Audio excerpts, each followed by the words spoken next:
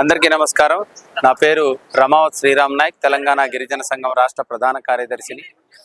ఫిబ్రవరి 12వ తేదీన దేశవ్యాపితంగా అన్ని కార్మిక సంఘాలు, రైతు సంఘాలు, వ్యవసాయ కార్మిక సంఘాలు, గిరిజన సంఘాలు, సామాజిక సంఘాలు మొత్తం ఐక్యంగా ఫిబ్రవరి 12వ తేదీన దేశవ్యాప్తంగా సమ్మెకు పిలిపించినాయి.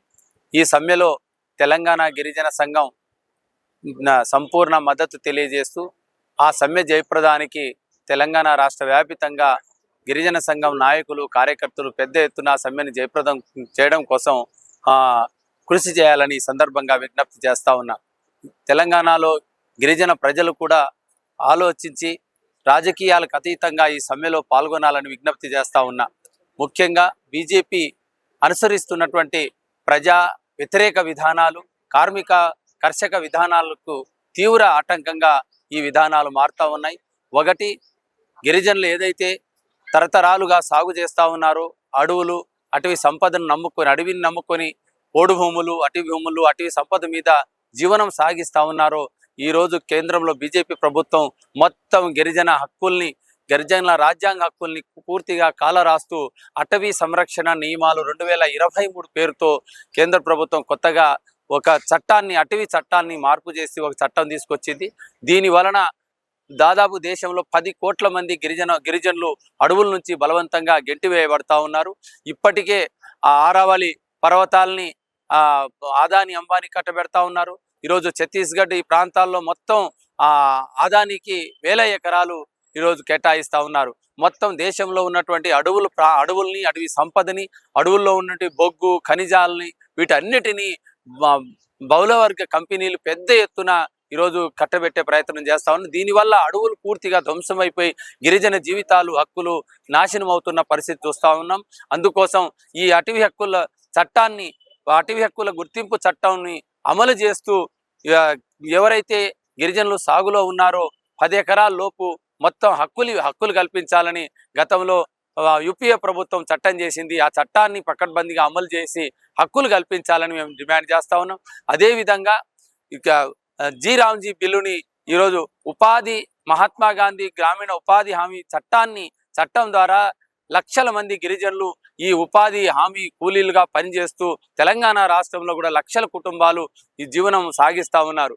కేంద్ర ప్రభుత్వ బీజేపీ ఉపాధి హామీ చట్టాన్ని పూర్తిగా రద్దు చేసి కొత్త నిబంధనల పేరుతో ఈరోజు ముందుకు తీసుకువస్తా ఉన్నది. ఈ నిబంధనలు పూర్తిగా కూలీల్ని, పేదల్ని, కార్మికుల్ని, వ్యవసాయ కార్మికుల్ని పూర్తిగా నిర్వీర్యం చేసే పద్ధతుల్లో ఈరోజు ఈ ఉపాధి హామీ చట్టం ఉన్నది. అందుకోసం రామ్జీ చట్టాన్ని, నూతనంగా తెచ్చిన రామ్జీ చట్టాన్ని రద్దు చేసి పాత చట్టాన్ని, మహాత్మా గాంధీ గ్రామీణ ఉపాధి హామీ చట్టాన్ని అమలు చేయాలని మేము డిమాండ్ చేస్తూ ఉన్నాం. లేకపోతే గ్రామీణ ప్రాంతాల్లో గిరిజనులు వలసలు పెరిగే అవకాశం ఉంది. ఈ పాత ఉపాధి హామీ చట్టం ఉండడం వల్ల వలసలు నివారణ జరిగింది. అదేవిధంగా గ్రామీణ ప్రాంతాల్లో గిరిజనులు జీవన ప్రమాణాలు మెరుగుపడ్డాయి, వినియోగం పెరిగింది. వీటన్నిటిని పరిశీలించకుండా దుర్మార్గంగా ఉపాధి హామీ చట్టాన్ని బీజేపీ ప్రభుత్వం రద్దు చేసింది. దీనికి వ్యతిరేకంగా కూడా గిరిజనులు పోరాడాలని సందర్భంగా విజ్ఞప్తి చేస్తా ఉన్నాం. దీంతో పాటు కార్మిక కోడ్ల పేరుతో ఈరోజు కార్మికులు ఏదైతే పరిశ్రమల్లో పనిచేస్తున్నటువంటి గిరిజనులే కాదు, మొత్తం కార్మికులు ఈరోజు లేబర్ కోడ్లు ఉరితాళ్ళు లాగా మారుతా ఉన్నాయి. యజమానుల్ని ఈరోజు రక్షించే విధంగా, కార్మికుల శ్రమని దోపిడీ చేసి యజమానులు కట్టబెట్టే విధంగా ఈ లేబర్ కోడ్లు ఉన్నాయి.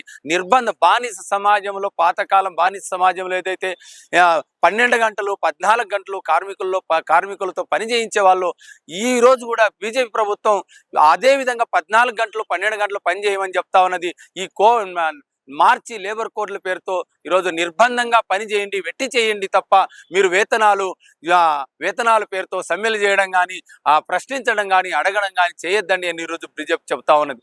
అందుకోసం లేబర్ కోడ్లు, మరోవైపు విద్యుత్ చట్టం మొత్తం మార్పు చేసి ప్రతి ఇంటికి మీటర్లు బిగించాలని, బోర్లకు మీటర్లు బిగించాలని ఈరోజు కేంద్ర ప్రభుత్వం ఈ చట్టాన్ని సవరించి ఈరోజు పూర్తిగా ఆదాని కరెంటు పద్ధతిలో ఆదానికి అంబానీకి కరెంట్ని మొత్తం దారాదత్తం చేసి ప్రజల్ని ముక్కుపిండి మీటర్లు పెట్టి వసూలు చేయాలనే ఉద్దేశంతో ఈరోజు విద్యుత్ మీటర్లు చేస్తున్న విత్తన కంపెనీ రైతు మొత్తం వ్యవసాయ రంగాన్ని ధ్వంసం చేసే విధంగా విత్తన చట్టం కూడా తీసుకొచ్చింది.